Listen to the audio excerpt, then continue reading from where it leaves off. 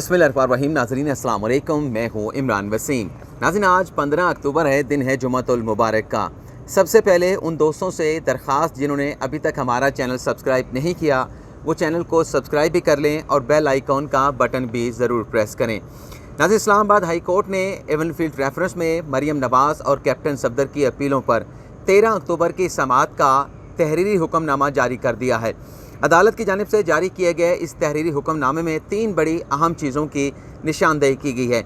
एक तो जिस मुतफरिक दरख्वास्त के ज़रिए नैब ने पाकिस्तान के अवाम को डिसीव करने की कोशिश की, चूना लगाने की कोशिश की, अदालती हुक्मनामे में उस बात की निशानदेही की गई है। दूसरा, 9 ऐसे नकात हैं जिस पर मरियम नवाज़ के नए वकील इरफान कादर साहब ने दलाइल दिए थे, उन पर इस हुक्मनामे में बात की गई है। और तीसरी जो सबसे अहम बात है,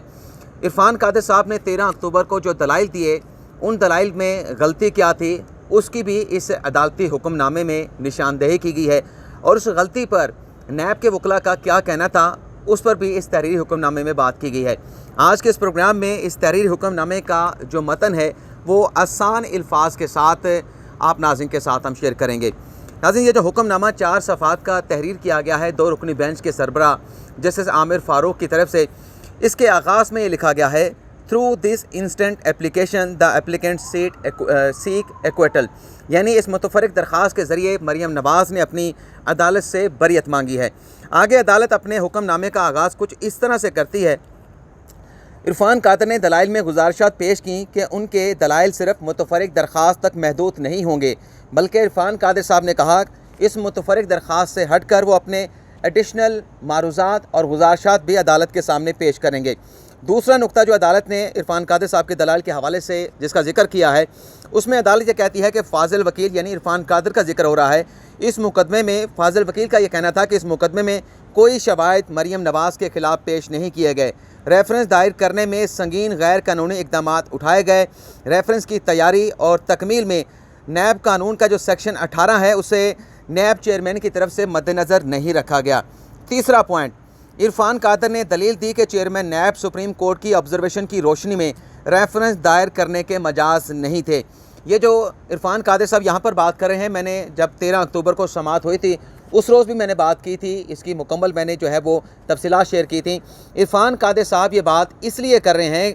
कि जब सुप्रीम कोर्ट में पनामा का मुकदमा चल रहा था तो 5 रुकनी बेंच की तरफ से चेयरमैन नैब उस वक्त के कमरुज़्ज़मान चौधरी, जो कि उनका चंद रोज़ पहले इंतकाल भी हो गया, अल्लाह ताला उनकी मग़फ़िरत फरमाए, उन्हें चेयरमैन नैब को अदालत की तरफ से अपने अख्तियारात के इस्तेमाल से रोक दिया गया था। तो इसलिए इरफान कादर साहब कह रहे हैं कि क्योंकि चेयरमैन नैब के ख़िलाफ़ अदालत की ऑब्जर्वेशन आ चुकी थी तो चेयरमैन नैब कमरुज़्ज़मान चौधरी ये रेफरेंस जो है वो एहतसाब अदालत में दायर नहीं कर सकते थे। तीसरे पॉइंट में मज़ीद ये कहा गया है कि मरियम नवाज़ पर जो फ़र्द जुर्म आयद की गई वो इरफान कादर ने फ़र्द जुर्म जो है अदालत में पढ़ के सुनाई और फिर ये दलील दी कि अपील कुनंदा के ख़िलाफ़ सबूत का एक तिनका भी, एक दाना भी जो है वो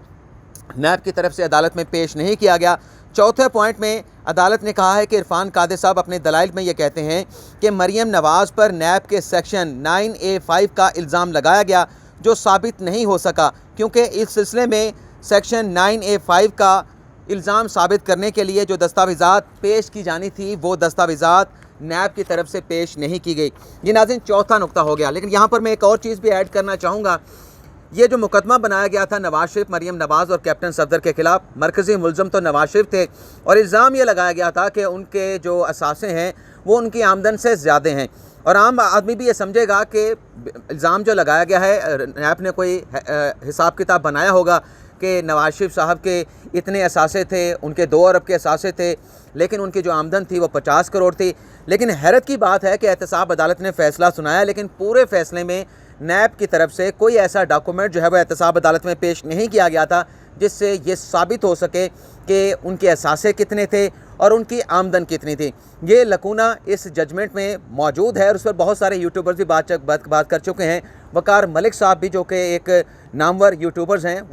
हैं, वो भी इस पर बात कर चुके हैं। 5वां जो नुक्ता जिस पर इरफान कादर के दलाल के हवाले से बात की गई है वो ये है कि एहतसाब अदालत को रेफरेंस सुनने का अख्तियार नहीं था, क्योंकि मामला ज्यूरिसडिक्शन फैक्ट के क्योंकि मामले पर जो ज्यूरिसडिक्शन फैक्ट मौजूद होने चाहिए थे वो मौजूद ही नहीं थे। जब ज्यूरिसडिक्शनल फैक्ट्स मौजूद नहीं थे तो ट्रायल कोर्ट को, एहतसाब अदालत को ये केस सुनने का अख्तियार नहीं था। छठा जो पॉइंट उठाया गया उसमें अदालत ये कहती है कि अदालत के मुतफरिक दरख्वास्त और अपीलों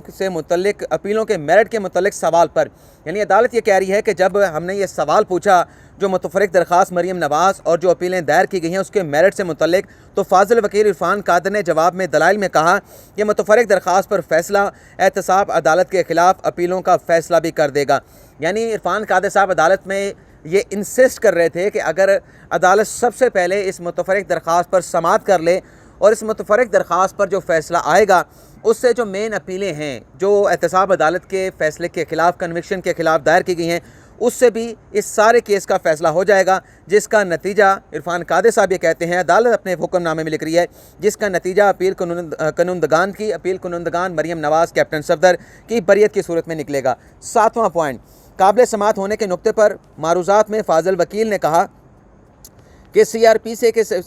के सेक्शन 561A पर अदालत हक़ाइक़ का जायज़ा ले सकती है, हालात और कानून जिसकी बिना पर बरियत हो सकती है जब अदालत मुतफरिक दरख्वास्त पर फ़ैसला करेगी। यानी यहाँ पर अदालत ने यह बात की है कि इरफान कादर साहब का कहना था कि अंडर सेक्शन 561 CRPC के तहत ये जो दरख्वास्त दायर की गई है, इस दरख्वास्त के ज़रिए अदालत हक़ाइक़ का जायज़ा ले सकती है, हालात यानी सरकमस्टांसेस और लॉ जिसकी बुनियाद पर बरियत हो सकती है, उसमें ये जो मुतफरिक दरख्वास्त है अदालत इस पर जब फ़ैसला करेगी तो जो अपील कुनंदगान है उनकी बरियत हो सकती है। 8वें पॉइंट में इरफान कादर साहब ने कहा कि प्रोसिक्यूशन अपील कुनंदगान के खिलाफ मुकदमा साबित करने में नाकाम साबित हुआ, रेफरेंस में इलीगैलिटी वाज़ेह है। 9वें पॉइंट में इरफान कादर साहब कहते हैं कि वो पॉलिटिकल इंजीनियरिंग के नुक्ते पर भी एजिटेट करेंगे, जो रेफरेंस के दौरान जो है वो पॉलिटिकल इंजीनियरिंग की गई या जो कन्विक्शन के दौरान पॉलिटिकल इंजीनियरिंग की गई, इरफान कादर ने कहा कि वो इस पर भी बात करेंगे। और इसके बाद अदालत अपना हुक्मनामा तहरीर करती है कि इरफान कादर साहब के चूँकि